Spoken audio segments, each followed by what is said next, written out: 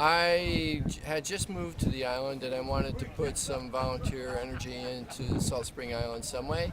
And I saw an ad in the paper of these people looking for recruits for the Coast Guard Auxiliary, and it sounded good to me, so I joined. We're heading out of Ganges Harbor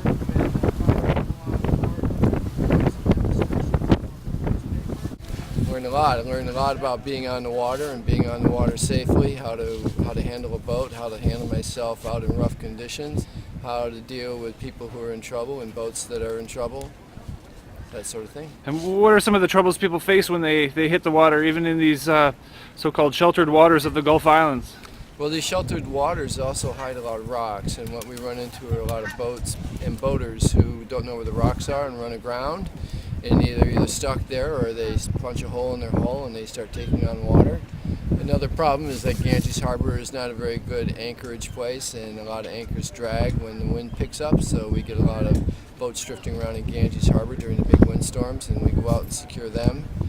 The other things that we are involved with are missing persons. We also are affiliated with the Mammal Rescue Center, and we go off and do calls for them when they need something picked up. We picked up an eagle in the past month, and also a baby otter that was, and brought them over here to the rescue center.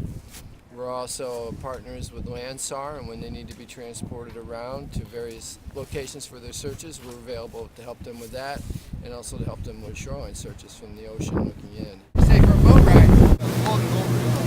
So according to the chart, there's a rock right beside us. Why did you join? Because I'm fascinated about boating. I want to learn more. I want to train. I think volunteering is a good thing here on the island. I think that there's great opportunities with the Coast Guard Auxiliary. What have been the highlights so far? I've been plenty of highlights, but working with really interesting, capable people, getting out in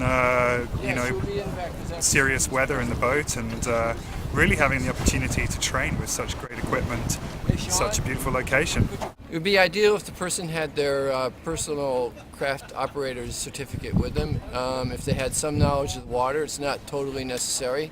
It does get you going a little faster. We give classes in first aid and radio communications. You can get your radio operator certificate through us, and if you have it ahead of time, that's really good. We have a marine first aid class that we run them through, which is a step above the normal first aid class that people take.